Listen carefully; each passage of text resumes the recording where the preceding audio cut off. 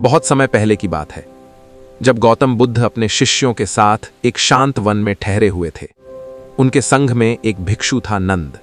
बहुत अच्छा इंसान था, लेकिन उसे एक डर था, वह कभी अकेले नहीं रह पाता था।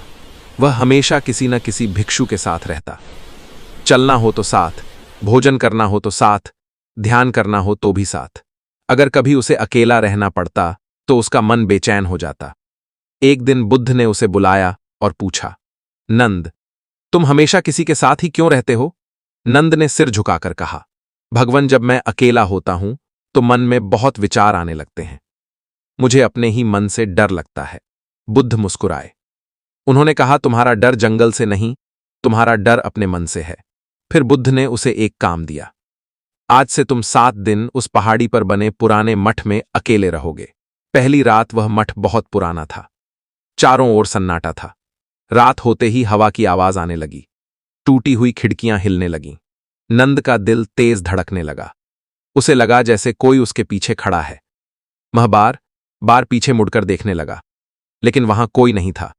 दूसरी रात अब डर थोड़ा कम हुआ। वह एक दीपक जलाकर बैठा और ध्यान करने लगा। धीरे धीरे उसे महसूस हुआ, जितना वह भागता था उतना ही उसका मन उसे परेशान करता था। पर जब वह शांत बैठा तो विचार धीरे धीरे शांत होने लगे। चौथे दिन नंद को एक अजीब शांति महसूस होने लगी। अब उसे अकेलापन नहीं लग रहा था। वह पक्षियों की आवाज सुनता, हवा की सरसराहट सुनता और घंटों ध्यान में बैठा रहता। उसे पहली बार लगा अकेलापन दुश्मन नहीं है। उसे पहली बार लगा अकेलापन दुश्मन नहीं है। वह बुद्ध के पास लौटा। अब उसका चेहरा पहले से बहुत शांत था। बुद्ध ने पूछा, नंद, अकेले रहना कैसा लगा? नंद मुस्कुराया और बोला, भगवान, पहले मैं सोचता था कि अकेलापन दुख देता है, लेकिन अब समझ आया कि अकेलापन नहीं, अपने मन से भागना दुख देता है। बुद्ध ने कहा, मनुष्य दुनिया से भाग सकता है, पर अपने मन से नहीं।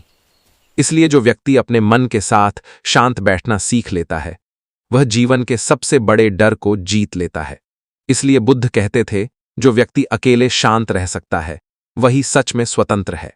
दोस्तों, मैं उम्मीद करता हूं कि आपको ये कहानी दिल से अच्छी लगी होगी। इस वीडियो को लाइक और सब्सक्राइब जरूर करना। नमो बुद्धाय।